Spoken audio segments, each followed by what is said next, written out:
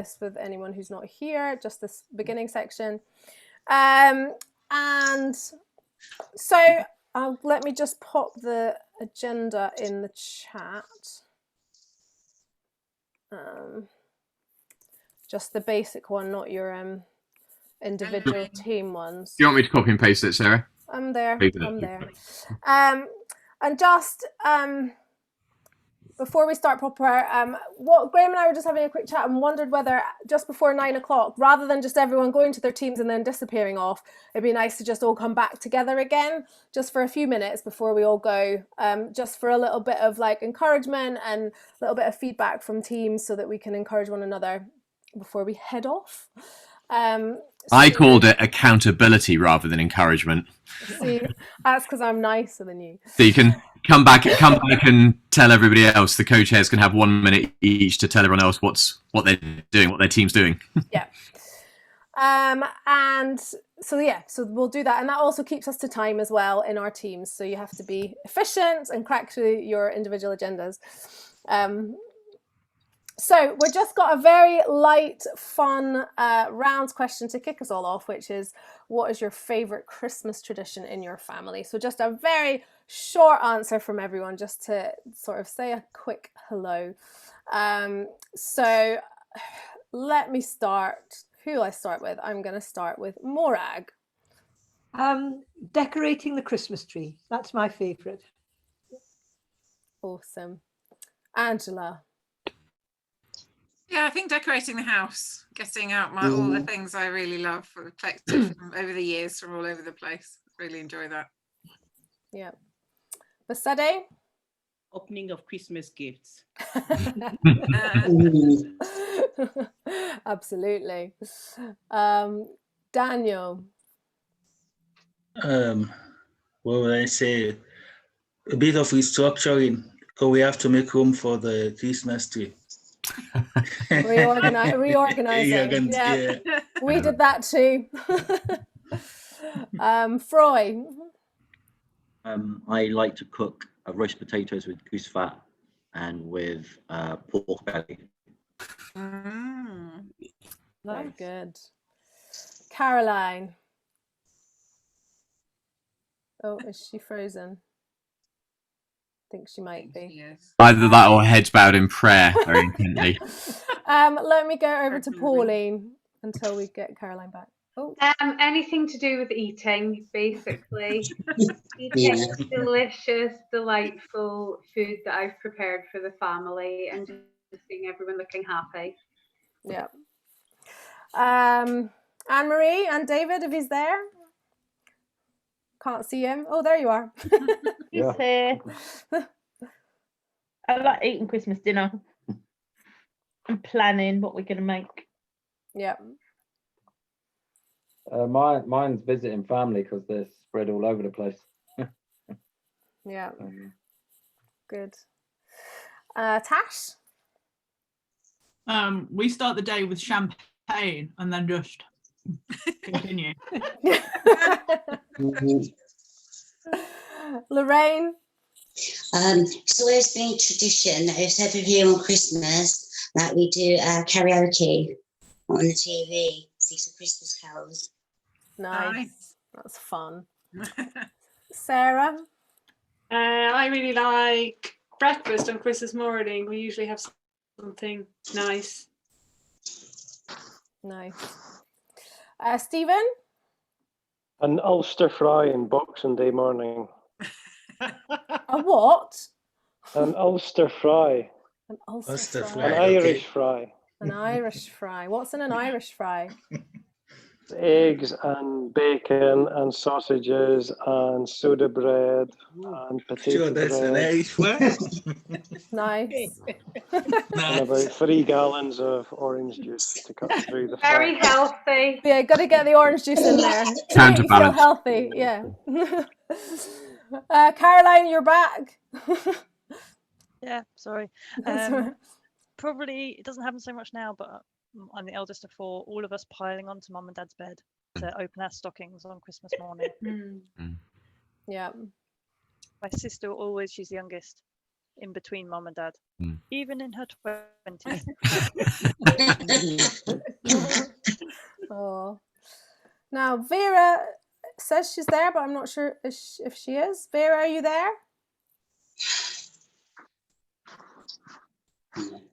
I don't know. Vera, speak if you can hear us.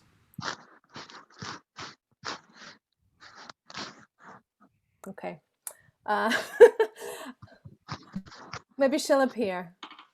Graham, do you want to do yours? So difficult. I'm with Tash on the champagne. I'm with people on trees, but I think this year we've started a new family tradition, which is decorating the living room with paper chains, and it's already my favourite tradition. We don't normally do the living room. Normally we let the kids do them like in their own rooms or whatever, but we've just gone overboard. Makes me so happy. Just cause. I think mine is, it's either going to get the tree and like choosing a good one, like with the kids, you know, you get a few different ones out and you look at the shape and you decide which is the best one. Or it's the piling on of the bed on Christmas morning to open stockings. I love that as well. Via is trying to join. Sorry? Via is dialing to join. Via. She's trying to dial in. Yeah. How do I? Her phone just, her one just buzzed. Right, but I don't have any. She's in now. I'm not She's really in sure now. what to do. Are you there, Vera? She's in now. Hey! Well done. Vera, we're just sharing what our favorite Christmas tradition is. What is yours? Wow, favorite Christmas tradition. Yeah. Wow, the Christmas tree.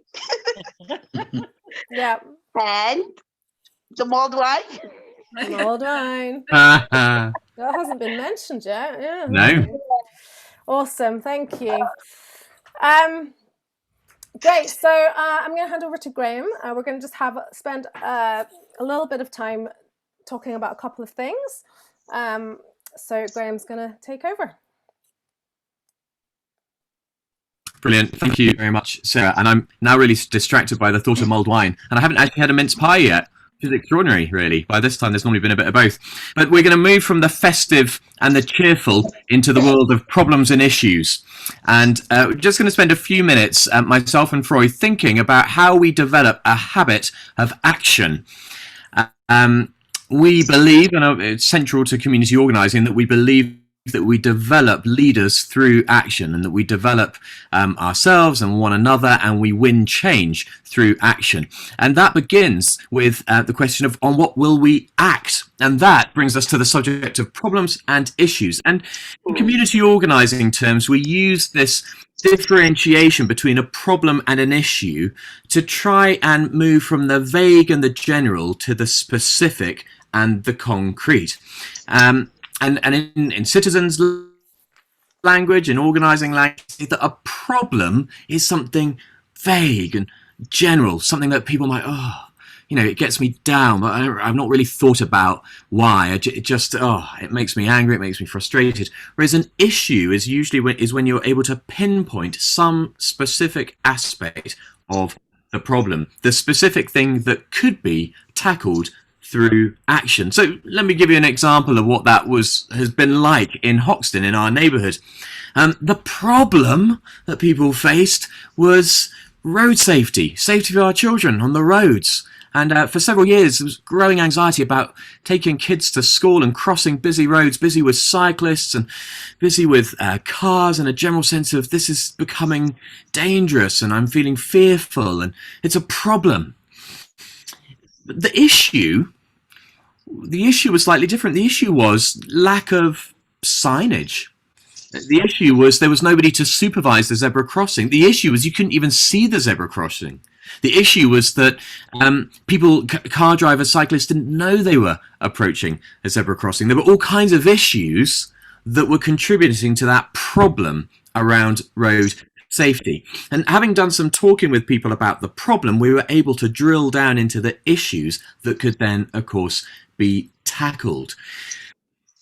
Identifying problems and issues relies upon those early stages of the organizing cycle: listening and research. Listening to people through one-to-ones, listening to people through house meetings, finding out what makes you angry.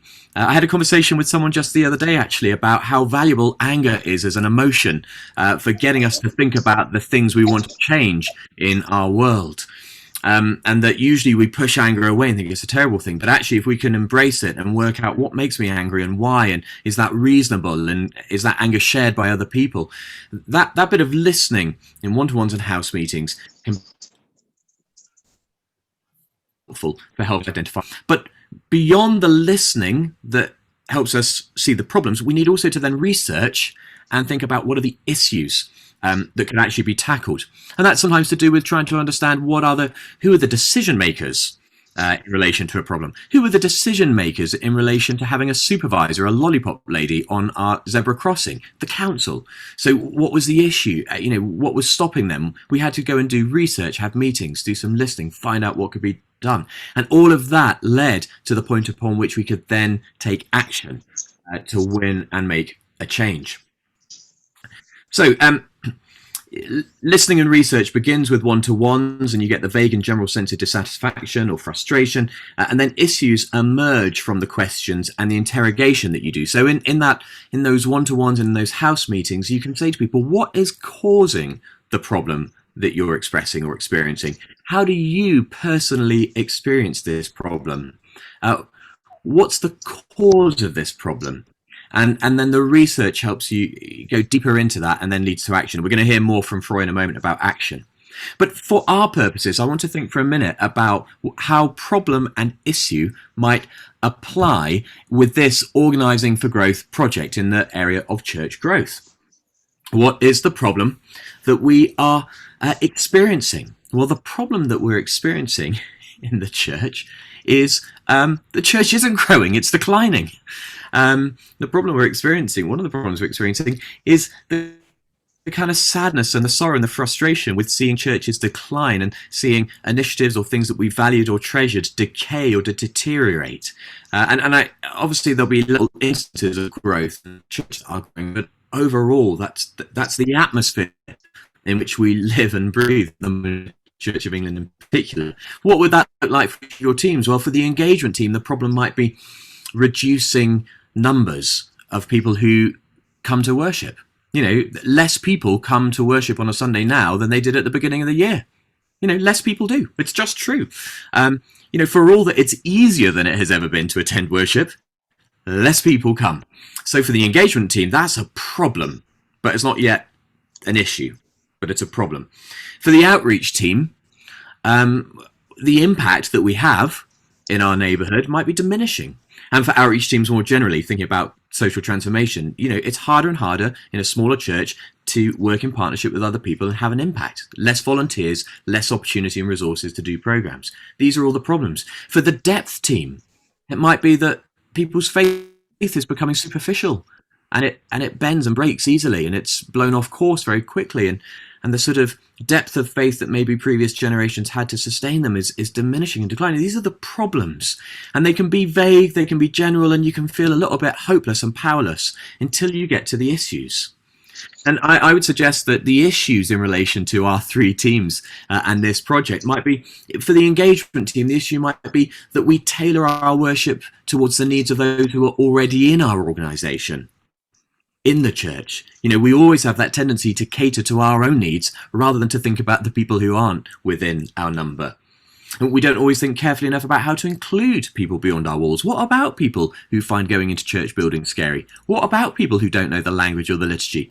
What about all of those things? For the outreach team, we try to do everything ourselves and we don't always work well in partnership or response to actual need. For the depth team, sometimes we set the bar too low in terms of participation and we don't create specific pathways for growth.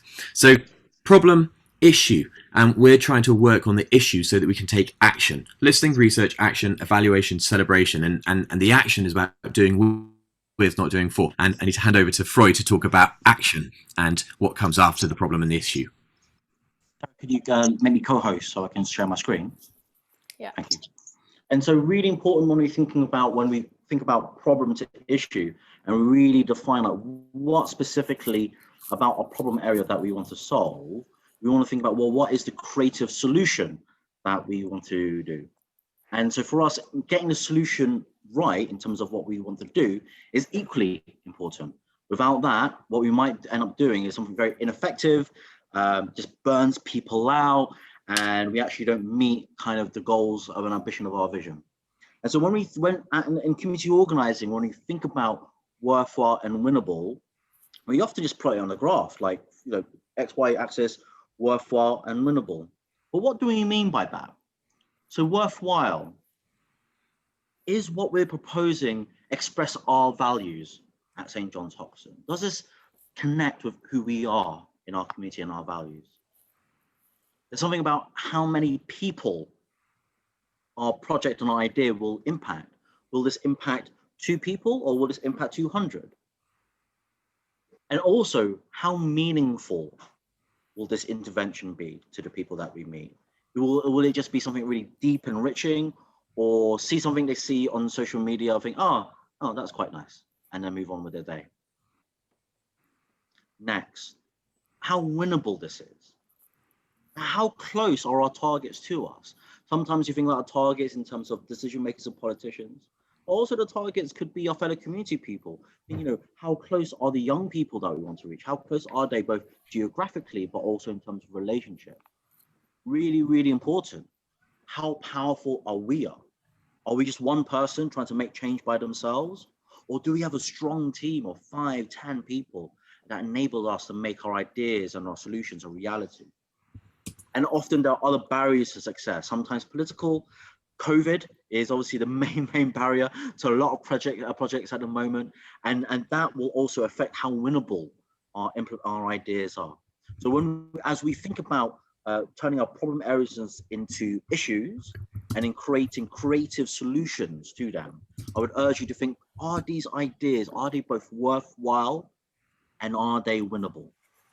And just to test that a little bit, I'd like to just put out to the room, so a creative idea to the idea of climate change. So an idea that you could have, that I have right now, is what if I started a poster campaign, putting up posters encouraging people to recycle more. A poster campaign encouraging people to recycle more.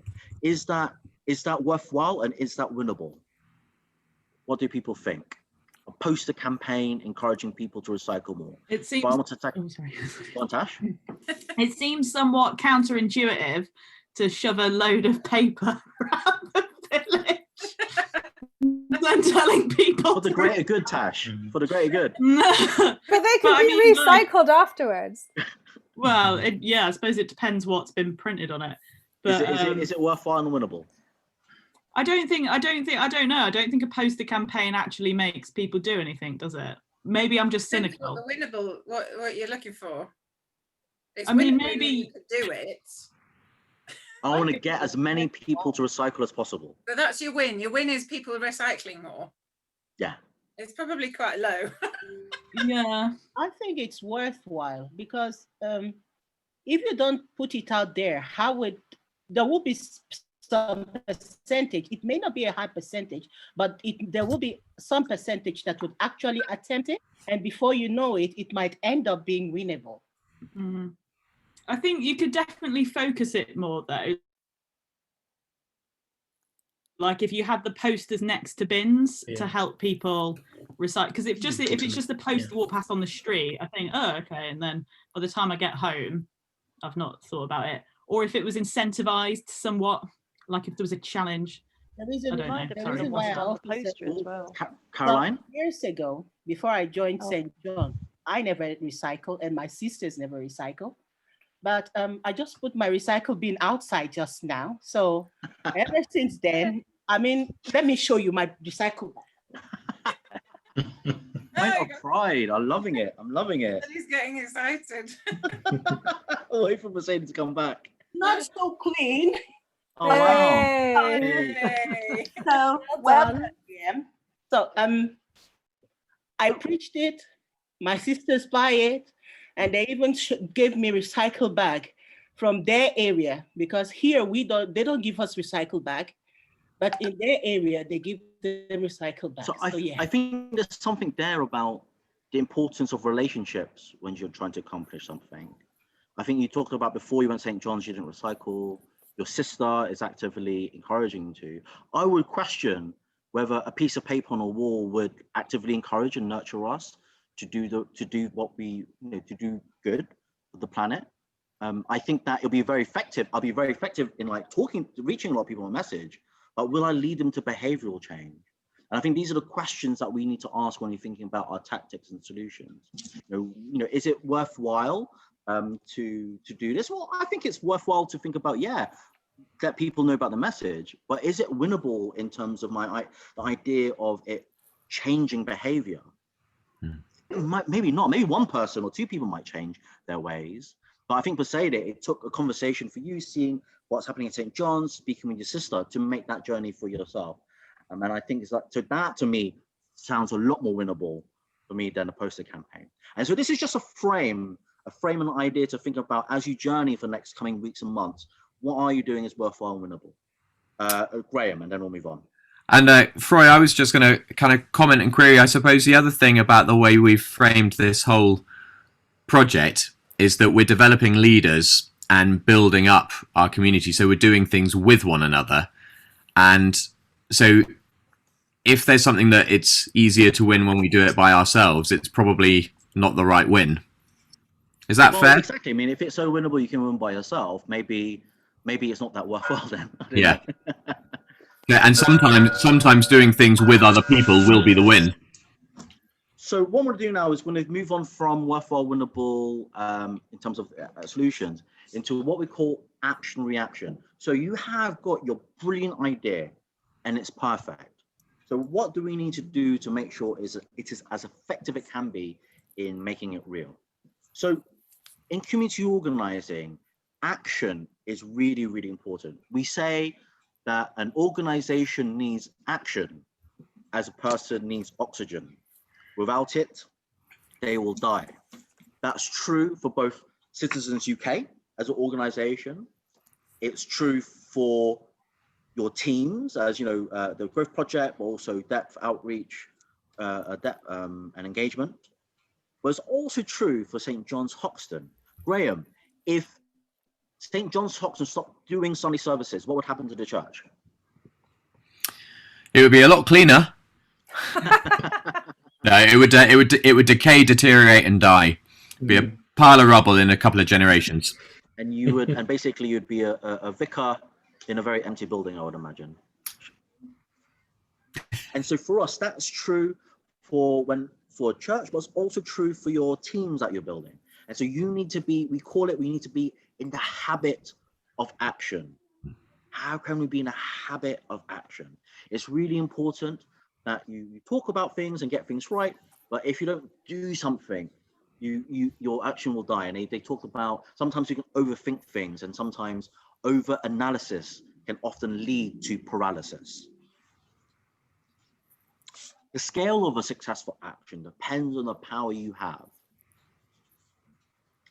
Can anyone tell me, like, with this sentence, does this relate to anything that they've tried to do before in the past or in St. John's? The scale of a successful action depends on the power you have. Does that relate to anyone in the room? Has anyone tried to do something?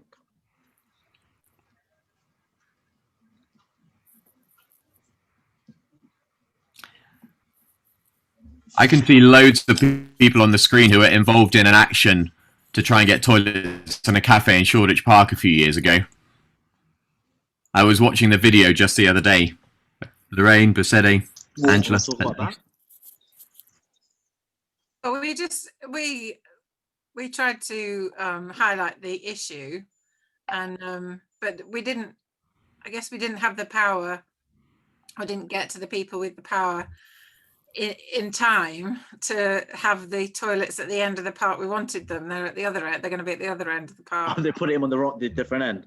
Well, yeah, I mean, they are needed, know, there will be toilets, but they're not at the end where all the families go to play on their in the play park. So And Yeah, that's it was important. good action. It was a good action, but we didn't get. Yeah, it was. The action got us the meeting. The action got us the meeting with the mayor and the team, and it also got us into full cabinet. But we still weren't powerful enough to get what was needed. And so maybe if you had, I don't know, if you had 10 churches, 5 schools, you think you'd been powerful enough to make that, to get the win as you wanted? I don't know in this case. We might have needed 50 and 50, okay, 25 then. councillors. And so that's really important, and also in the context of your team. So if you've got 3 people working on something, you're going to have less capacity than if you have 10. So scaling up what you do is dependent on how powerful you are, both in terms of your relationships, but also just in sheer numbers, right? If you have more people, you can do a lot more. And lastly, when we think about an action, the mark of successful action is thinking about how do you want people to react to it? So this might be the mayor of Hackney. This might be Christians in the local area who know of St. John's, but you know, don't kind of engage with St. John's on a deeper level, but they'd be open to it. How do you want them to react? And when I write a reaction down, planning an action, I literally write down, how do I want these people to react? Often you want them to feel something, or you want them to do something. Well, how do you want them to react? What's the tenor reaction? And a good way to think about reactions as well is thinking about these 3 R steps of good reactions: recognition, respect, and relationship. Recognition. Do they know who we are? Do they know who we are? And do they think, oh, wow, St. John's Church, they're doing something really, really exciting? Recognition is really, really important for successful reaction, because I've seen protests where people kind of like shout and stuff like that, and they don't really know who they are. It's like, who are you? Respect. Successful reactions, thinking about actions depend on thinking about respect. If we act in a way which is quite arrogant, if we act in a way which is quite shouty, we might not get the reactions that we want, because it's not the action's not built upon respect. And respect is important for the 3rd R, which is relationship. For us, when you're thinking about reaction, the primary objective, one of the core objectives up there always, is about a relationship.